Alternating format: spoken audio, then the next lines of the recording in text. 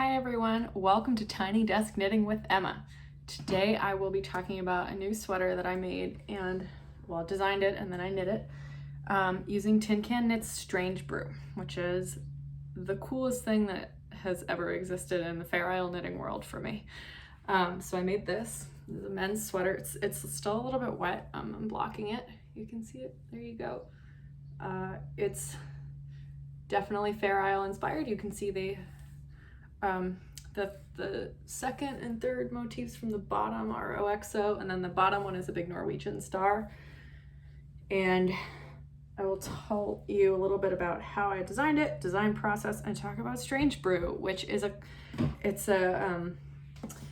pattern recipe from Tin Can Knits, which if you've never heard of, you probably have, you just don't know.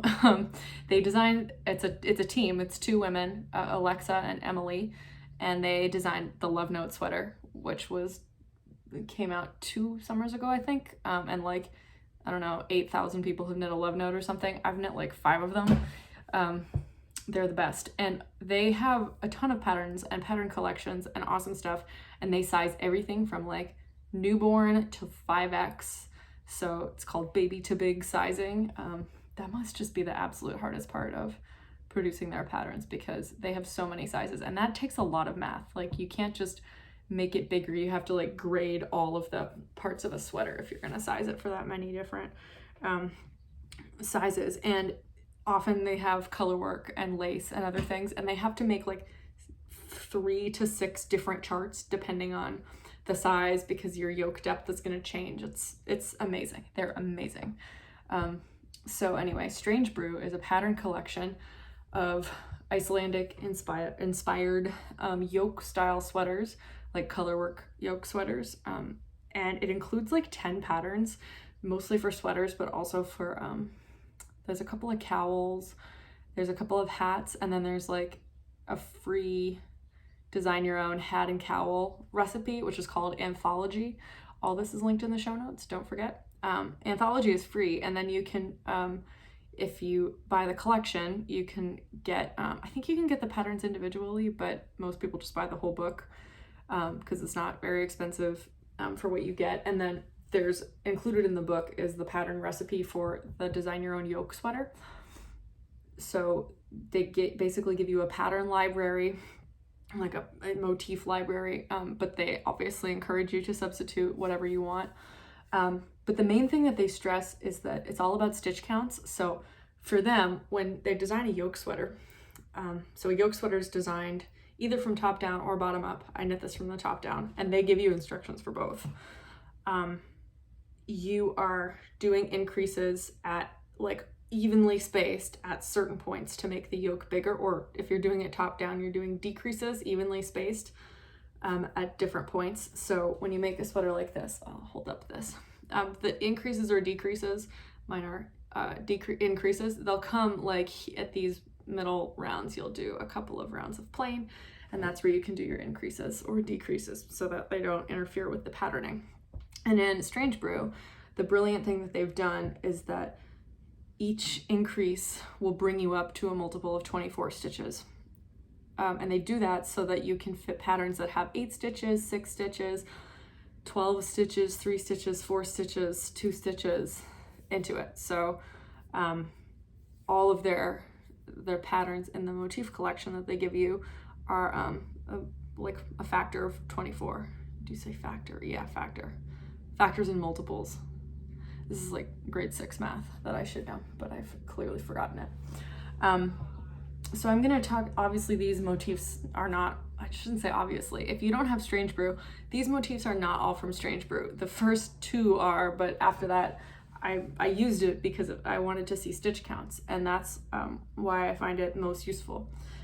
Because pattern library it's pretty big. It's like 3 full pages of pattern motifs, but there's a whole world of pattern motifs out there, and they're not all factors of 24. So I'm going to talk about how I had to adjust a little bit, and yeah, and I'll talk about the yarn that I used and sizing and stuff and gauge.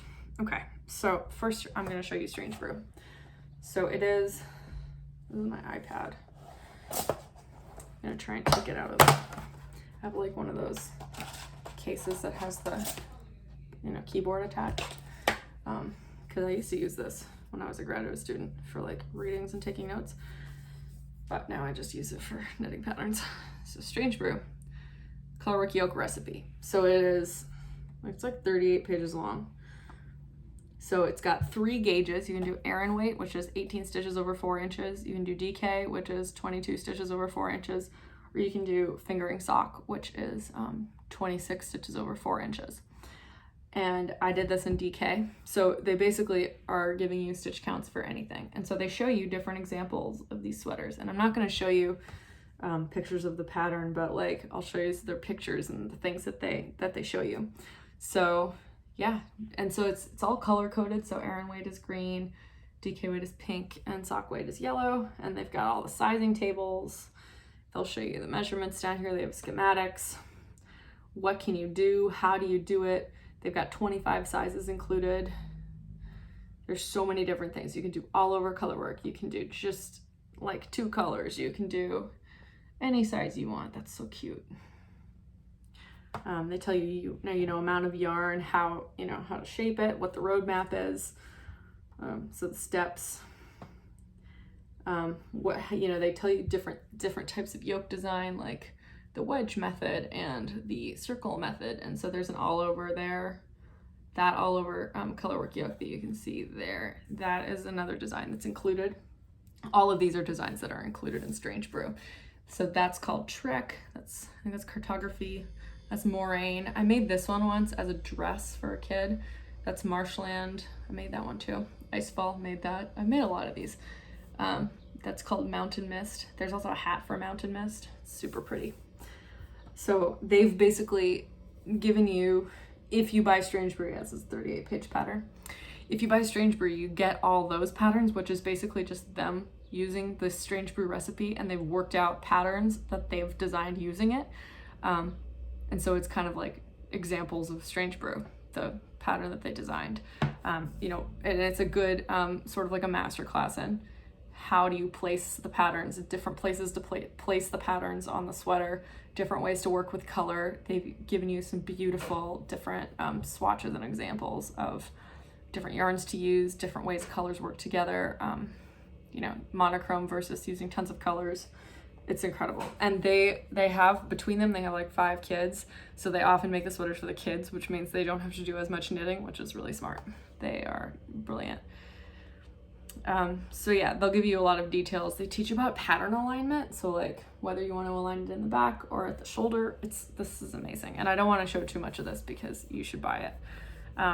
Then they give you full instructions for the bottom up and top down. So without showing you in detail, everything is color coded. It is great. And you can print it out and like highlight your size so that you don't get mixed up. But they teach you how to do short rows, which is like optional. Waist shaping, which is optional. There's so much in here. And then they give you top-down instructions when they're done. I'm just looking for more photos.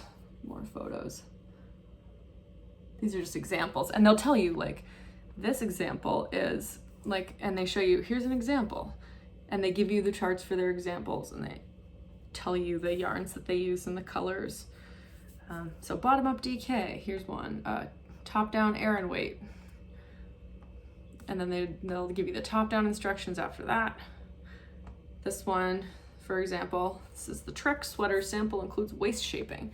Trek is one of the patterns that's just in Strange Brew. So if you buy Strange Brew, the collection, you get this pattern as part of it. It's one of the worked out examples of the whole thing. They tell you about the wedge design method. So it's like you start small and you're doing it in wedges so that your patterns are all aligned with each other, which is really cool. And they'll show you like which ones that they did that were designed. So that one and that one were both designed with the wedge method. This one is called Compass and this one is called Moraine. There's one they did, top down sock weight for one of their kids. How to steek. So steek it. And then they give you the pattern library, which they give you this in anthology too, at least some of it. There's cartography in black and white, one of their patterns. So this is like just one of the most useful patterns to have, especially like even if you don't use their motifs, they teach you so much about like how to place patterns, how to make sure your things are aligned. Like they basically give you all the tips you're gonna need to effectively design a well-fitting sweater. And if you follow their instructions, you're gonna get a beautiful sweater.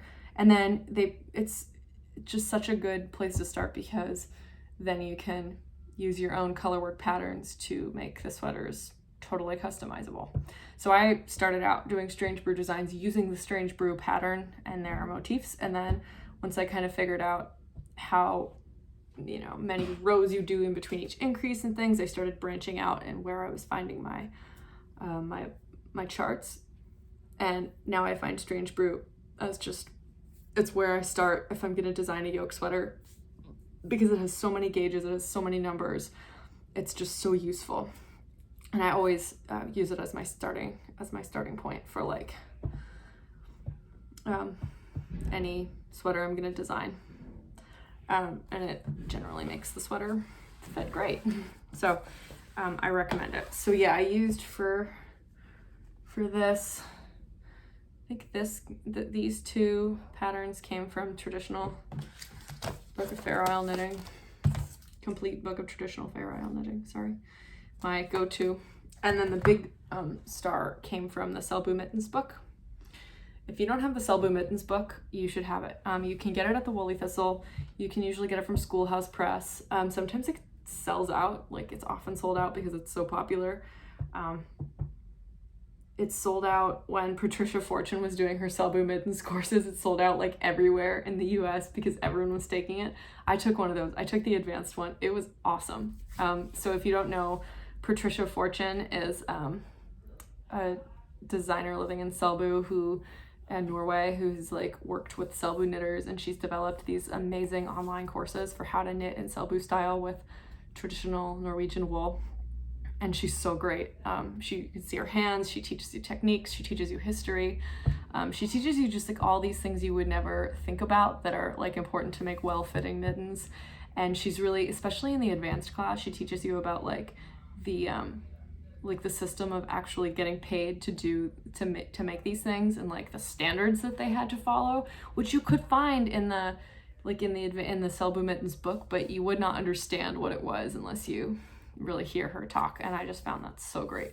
So shameless promotion for something I really like. You should check that out if you are interested. And she also has a shop, and she like keeps sheep. She's just like super cool. Yeah, check that out, because it is like so much fun to take an online class like that. So I've explained how I used Strange Brew. So here, this sweater, all of these guys here were multiples of 24, factors of 24. The 4 first motifs. This one here, I think this was 26.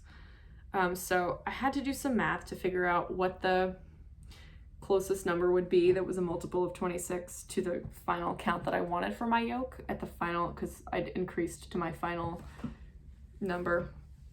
The way that you do a yoke sweater is usually from about the halfway point you decrease up, but by the like halfway part of the yoke you want it to be at the fullest point, all the way from the bottom of the yoke to the halfway point you want it to be. You don't want to decrease, at least you don't want to decrease very much. With a raglan sweater, which is a different style, that's where you have the 4 decreasing points or increasing points, and that goes evenly every single row. You decrease, or every other round, or every 4th round, depending on your stitch counts and how deep you want your yoke to be. But you're regularly doing, 8 decreases every 2 or 4 rounds. But this one is different. You're doing the round, even decreases or increases all over. Okay, so yeah, so I had to do some math. I had to think about like, okay, what's the final number I want?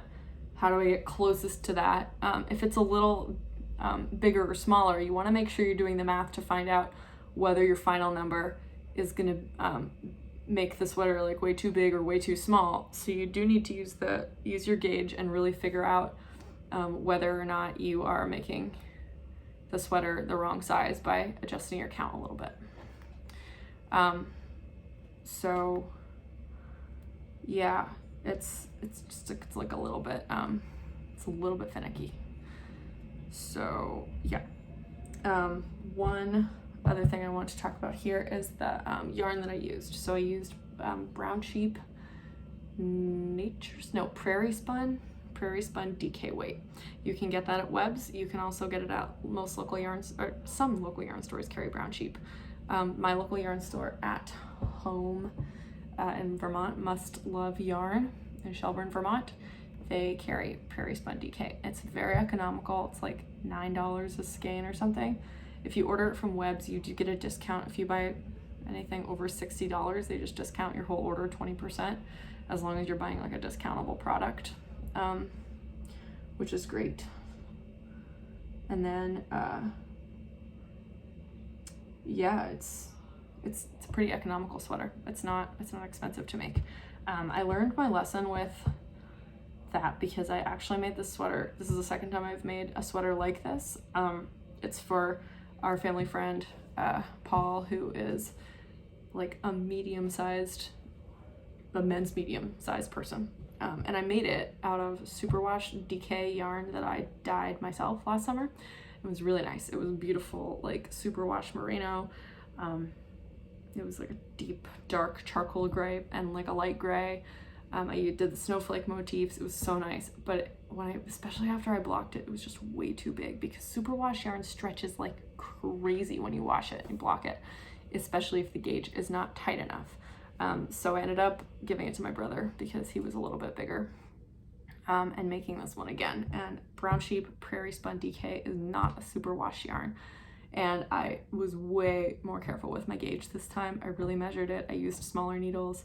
I really wanted it to fit, and I really hope it does.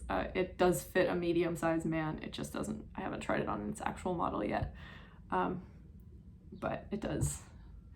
I'm pretty sure it's gonna fit. Fingers crossed. So I'm really bad at sizing men's sweaters. I'm like almost always right on the money with women's sweaters, and maybe that's because, but even if like the woman is not the same size as me, it usually fits. Like I haven't had a problem at all with women's sweaters, but man sweaters, I guess I just do not know how big they are. Like they're always too big, always. I've made like 3 or 4 in the past year and every single one has turned out too big. So it involves a lot of reknitting, or, oh no, actually one of them wasn't too big. One of them was okay. So I've made 4 men's sweaters in the past year and 3 of them were too big. So hopefully this one fits. And then the other ones are gonna have to be reknit, or one of them is just too long. So unfortunately I knit it from the bottom up, so I can't just unravel and then reknit the hem. So, but you can do it. I did that for the one that I ended up giving to my brother because it was also too long. So my mom reknit it, but I just cut and then reknit. We reknit the hem. So you can do that. It's just, it takes a lot more, you really have to focus. Like you pick up all the stitches, you make one cut. You don't want to make more than one cut because then the whole thing will unravel. So don't use a sewing machine. Don't cut like a big chunk off. If you're gonna shorten a sweater that you've knit from the bottom up, pick up the stitches and make one cut. Yeah, okay. So I think that's all for this. Yeah, definitely buy Strange Brew if you do not have it. Definitely buy the Sell Boo Mittens book if you don't have it. Definitely take Patricia Fortune's, any of Patricia Fortune's Sell Boo knitting classes. She's got mittens, she's got socks, she's got a sweater, she's got, oh, she might have more by now. Yeah, she's got wool. You can buy her wool. Like she sells Norwegian wool. I think she might even sell the wool from her own sheep. She has some sheep. Yeah. A lot of shameless promotion today. Not for me. I feel like shameless promotion is when you promote yourself. I'm just promoting other cool designers and books and stuff. That's what I do best. Anyway, I think that's it for now. So thank you for joining me, and I will see you next time. Bye.